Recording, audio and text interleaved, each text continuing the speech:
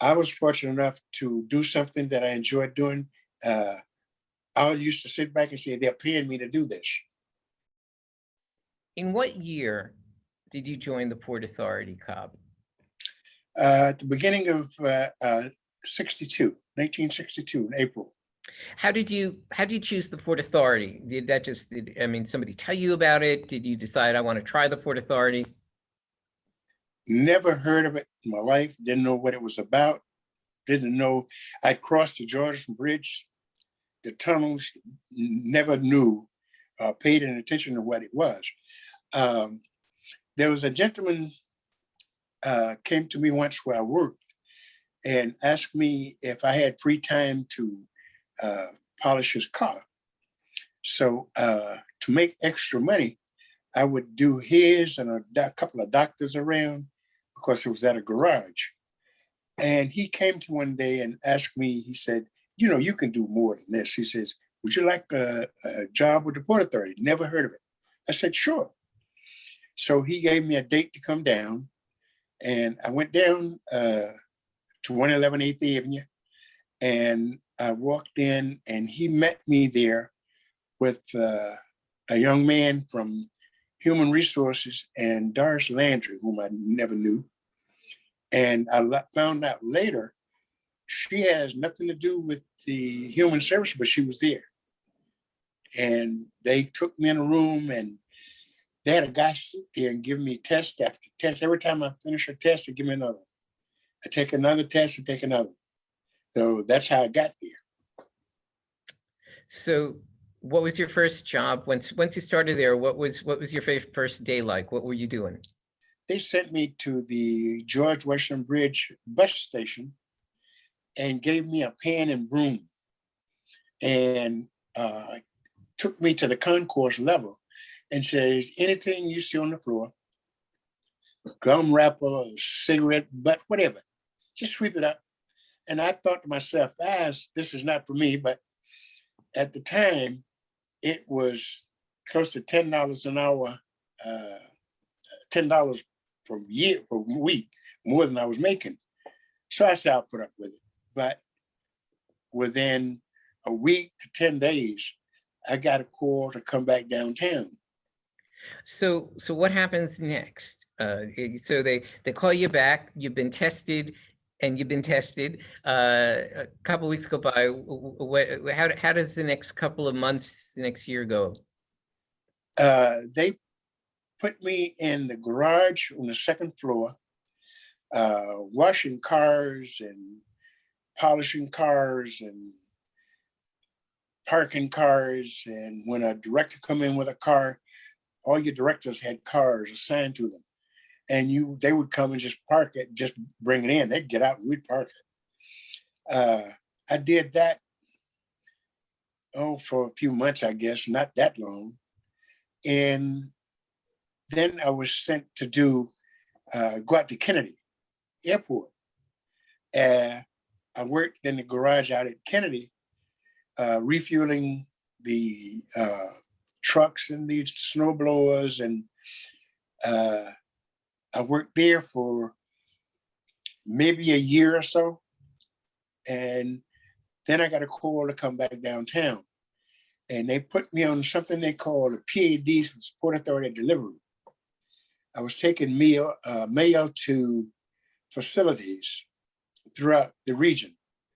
After I did a little research, I found out there about the Port Authority, but it didn't dawn on me that they had little sites all over the town, like engineering trailers and things like this, which I did find out then. I had to drop mail up there or pick it up and come back twice a day. Would do a run to all of the facilities at the PA and come back. And that was tried for quite a while. I'd say a year or two. So you're really getting a sense of when you first started, you had no idea what the Port Authority was. And now you're beginning to see like the Port Authority is everywhere. I mean, it's in Queens, it's in the Bronx, it's in New Jersey, yes. It's in Manhattan. So are you starting to feel better about the Port Authority? Do you see a future? Absolutely. Oh, yes. things were changing. I got to meet people, and I started finding out things that I really, like at Kennedy, I found out who was who, what was what. Then when I went on the PAD runs, the mail that you were delivering, most of it had a department, but it also had a name on it. And I would bring mail out, and I got to know names and directors and over finance and over this. We didn't deliver the checks. The guys used to be waiting for me at Kennedy.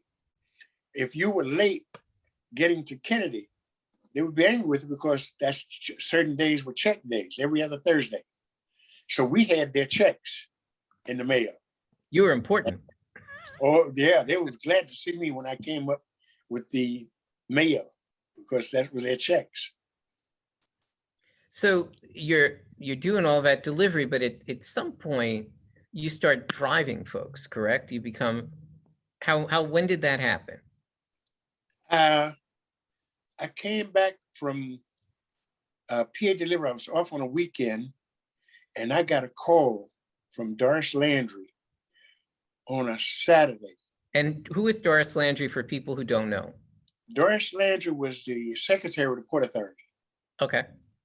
And she said, Cobb, I know what you do. She said, but what I want you to do tomorrow. Now, this is not a long distance off. Tomorrow, she said, put on a suit. And at that time, you had to wear a hat, which I already had anyway, you know, like Stetsons and whatever. But anyway, she said, put on a suit. There's a car available for you on the second floor. She gave me the name of a person and who to meet on Sunday out at the International Robbers Building, and told me to pick them up and take them to a certain hotel and drop them off and take the car back, and I'll talk to you on Monday. So I did a dry run. I went down early Sunday morning, checked the car out. It was an old Mercedes. I haven't seen one that old in ages. It had an automatic shift, and it had a clutch. And I was familiar with it because I had worked in the garage, but it just sat there. And I used that. And when I came in on Monday, she asked me, how did it go? And I told her, and everything was fine. And she said to me, you're gonna be in the office back here. They had a reader's room up on the, in the executive office, where the they had two writers that did speeches, the small room. And she gave me every morning all the newspapers that came in from London, New York Times, Los Angeles Times, the Post, all newspapers. We had to flip through them. And anything pertaining to the Port Authority, we had to clip it out. And a young lady, her name was Flora Pope Ford at the time. She later got married, but her name was Ford. She and I, the two writers, we were all in a little space in the back on the front office. That's when I first met a young lady named Terry Patenti. She was in the front office as well. And she eventually became the right-hand person to Peter Goldmark many years later. Many years later, yes. So you're doing what today we would call, they call it a clip service, the people who go through and do all the reading and highlight the stories, even though you were doing this very old-fashioned way back in the, we're still in the early 60s, right? Oh, yes, yes. It was called the Reader's Room. And you read every, I mean, you had to go through the New York Times, I mean, with a fine tooth comb. Wall Street Journal, all of them, we had to go through them. So you're doing that, and are you also driving at that point? Because you eventually, you got to drive like Austin Tobin, who was the leader of the agency back then. Were you doing both? Were you driving and reading, or did one lead to the next? Yes. I didn't drive Tobin during that time, not right away. Tobin had assistant executive director name was Matt Lukens, and they assigned me to him.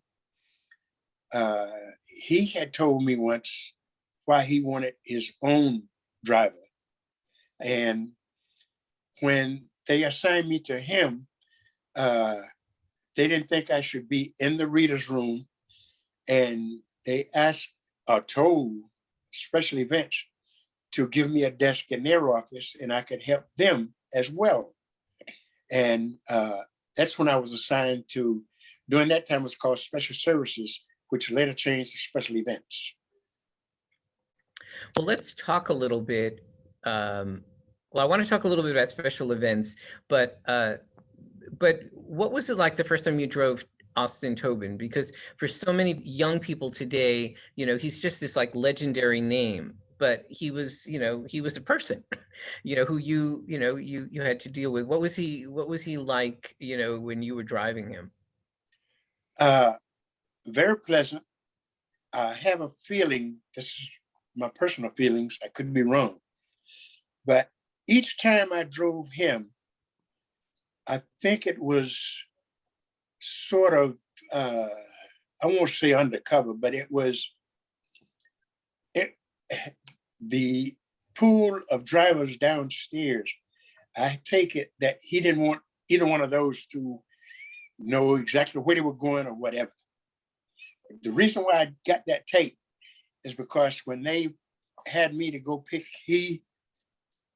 Matt Lukens and a couple other guys, and they gave me a different car. They gave me a brand new Cadillac with all these guys, and they didn't tell me where I was going, which they usually tell you up front.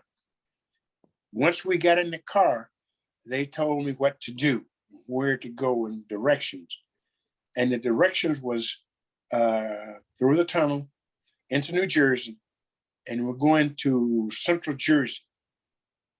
And listening to the guys talking, they were exploring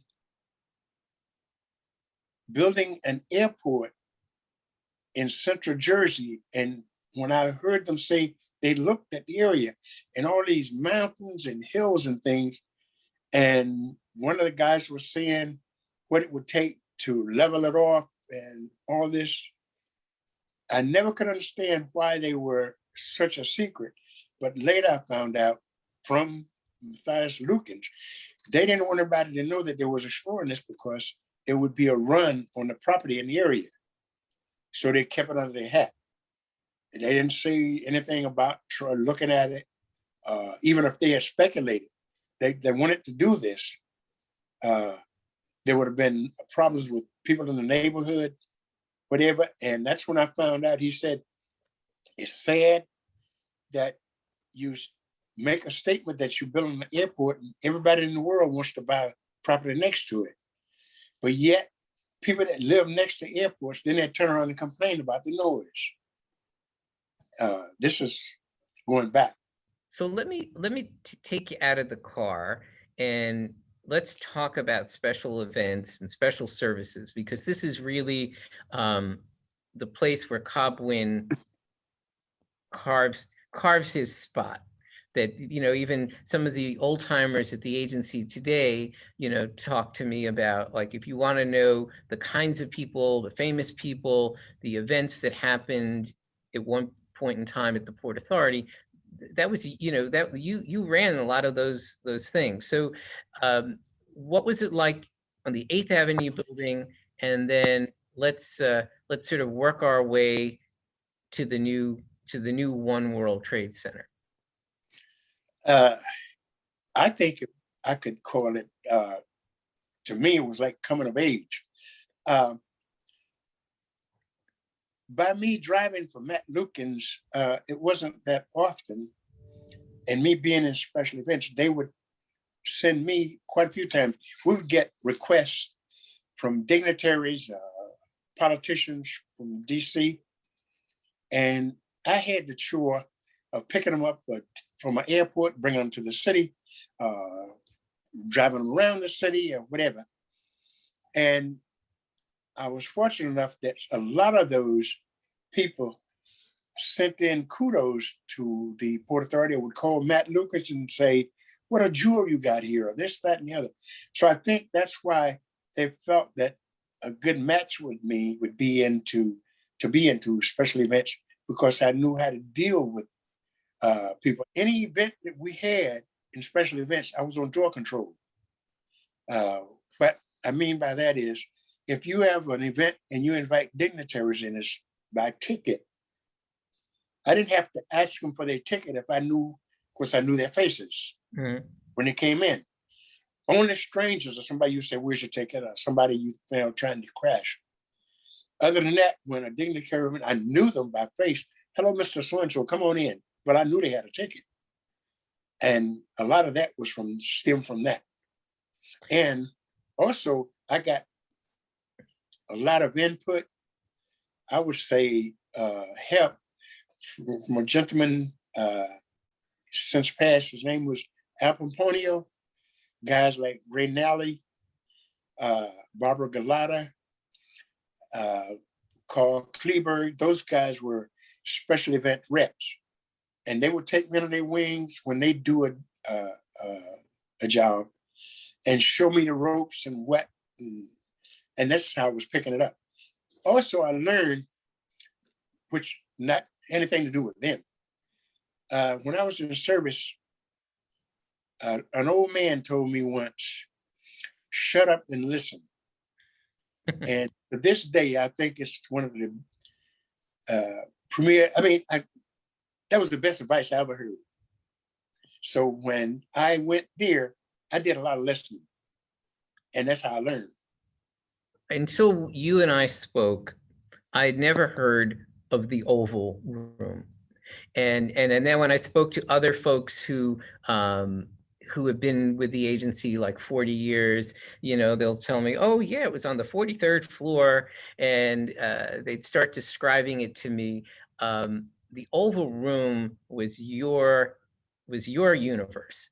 So tell me a little bit about what it was, how you got to it, and then who were the people that you interacted? When they first opened the Trade Center, there was a room on a different floor where they had guests to assemble and meet. That's where you brought guests and things. And they were at the time working to complete the Trade Center. When we moved into the World Trade Center, the building wasn't completely finished. They were still working on the interior in certain areas. So once they got the old room completed, they had Paul Brickbeer was down as one of the reps to working there, but he was a special services rep. And this was taking up some of his time, even though I was working with him. Then we had a manager in special events named Neil Van Horn, and he said, Cobb, we want you to take on this responsibility. Explain to me the hours that I would be working. Some days I'd be in at 6 or 7 in the morning, or it might not end till midnight. Now you have to be dedicated. You're going to do it or you're not. We can't say, well, I don't feel like working tonight or tomorrow morning. So I accepted it. And they gave me the keys. And I went down and found out what was what, because I had been there quite a bit. But it was a room on the 43rd floor. In order to get to it, if you came up from the ground floor, you came to 44. And then you would walk over a couple of yards and take an elevator 1 floor down. Or they had an escalator 1 floor down. It was on the 43rd floor. And it was a square room with an oval inside of it. Because at first I didn't realize why they called it oval. But it was an oval room inside of a square room. All of the outer perimeters of the oval was like reception area, that circle 3/4 of the way around that oval. Now, the only thing on 43 besides that was the employee cafeteria, right? Right, you had the cafeteria, and later special events office was down on that floor as well. So a lot of famous people came into the Oval Room. As I understand it, it was used for internal events, for external events. I believe, for example, Governor Cuomo, the first Governor Cuomo, Governor Mario Cuomo, who was not the tallest of politicians, had an interesting experience with you and the first time you went into the Oval Room. Can you tell me about that? Yes, I had met him previously, but he came over to get ready for a meeting he was going to have. And he said he had a couple of guys with him, I guess security, and introduced himself again. And one of his guys had like a little box, like a milk crate. And he went up on stage and I said, "What are you doing?" And he said, he wants to be able to look over out of the crowd. He don't want to be behind the lectern and not be seen. So I went up and I moved the crate and I pressed the button and the lectern went up and down. I had ordered this lectern from an organization out west. And he saw this and he went, "Oh man." He said, "That's mine. I'm going to take it when I leave." And he went up, he played with this button for quite a while, sort of adjust to his height and what have you. And needless to say, he never took it, but every time he came, when I saw him, he would always tease me and say, "Where's my lectern?"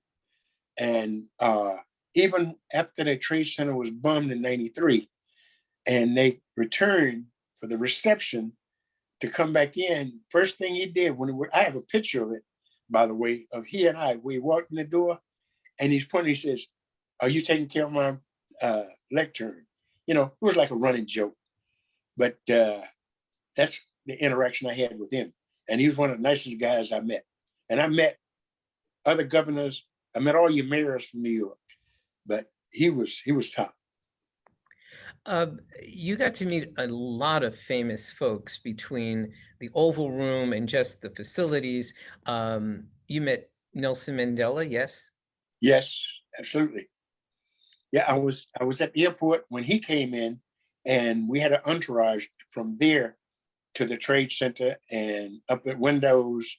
When they were interviewing he and Peter, I was the one, Mike, walking around windows, letting people ask questions. Desmond Tutu? He came almost every year for his birthday. His birthday and my birthday, I thought of this. Both our birthdays, October 7th.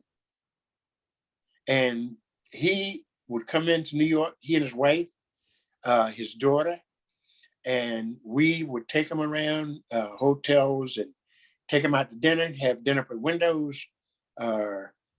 He was a frequent visitor of the Port Authority. Hey, if you mind, I'd like to share this, if you don't mind. I met, and I think she's did something great for me. I met Senator Birch Bayh and his wife, Mandela Bayh. And I picked him up at the airport and brought him to the city and took him to his appointments that day and drove his wife around. A few months later, she came to town alone and I picked her up and brought her to a hotel. Then I had to wait for her to change. She went back out. I took her to her meeting.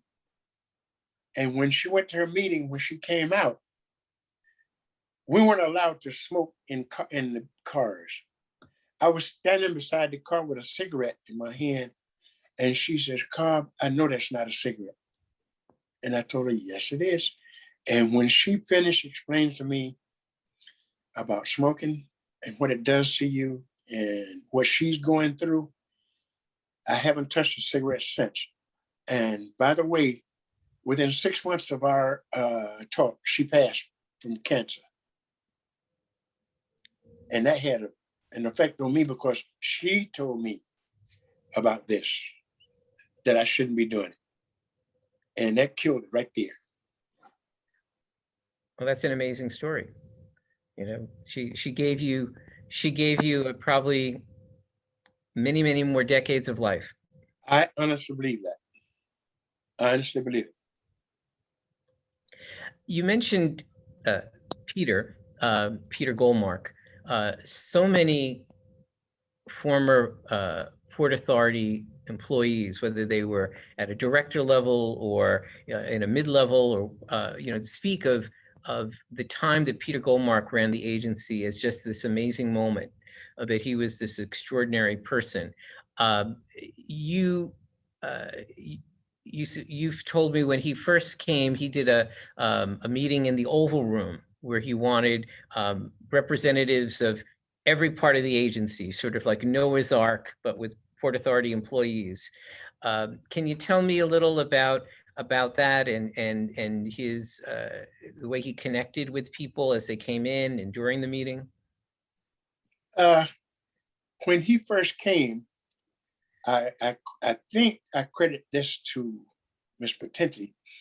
I got a call from her and she asked me to come upstairs to the executive office. I went into his office and he was sitting there with his tie loose and his sleeve rolled up. And he said what his name was. And I heard you were the go-to person if I needed something in the Port Authority. And I started laughing. I said, not that I know of. Then he told me exactly what he wanted to do and set this up in the Oval Room. He also wanted to introduce himself to the people of the Port Authority. And when we did a list for him of every job that you had in the Port Authority, to have somebody come in, and they had a meeting one morning with all these people. In fact, it took like 3 or 4 meetings to get to meet all of them. And when I realized how smart this man was, he would stand in the door where I used to stand when people walk in to greet them. And he spoke to everyone that came through that door and told them his name and would ask their name. And when the meeting began, he stood there, and half an hour later, maybe there's somebody in the back of the room. When you get ready to ask a question, you stand up and give your name, or just stand up. And say, for instance, Joe, or Harry, or whatever, somebody would stand up. He said, "Yes, Harry." He remembered their names, first name at least. And this is after speaking to hundreds of people already. And I'm looking, this guy, how did he do that? I just never could get it. He was good at it, very smart. Most old timers, I'll use that term in a very inclusive, loving way. Old timers at the Port Authority refer to the agency as Mother PANYNJ. As a family. Can you explain a little bit what that feeling was like, what your feeling about the Port Authority was like? You worked there 33 years by the time you retired?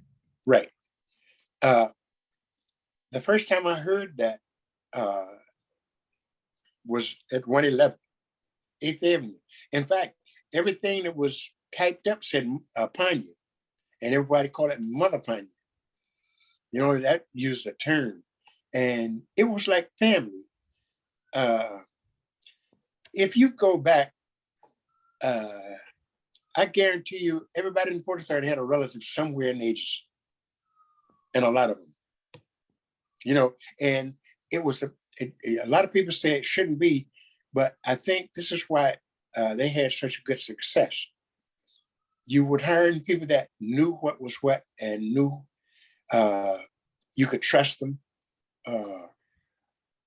I think family alone, having somebody there that you can depend on, like special events, all the way down to personnel department. If I put in a recommendation for someone, they would know that I'm not going to tell them to take someone that's not worthy of being in the agency. So I think I often look back on it. Mr. PANYNJ, who brought me there, he gave them a sense that I was one of the nicest guys. I could do the job. I could be trusted. I was worthy. I mean, it was, and then I found out that's the way family worked, because he didn't have any family to do that to. So I think he just brought me in on that same premise. But it was a family, believe me. But if you come into a position that you like, work at it, do it the best you can, and enjoy.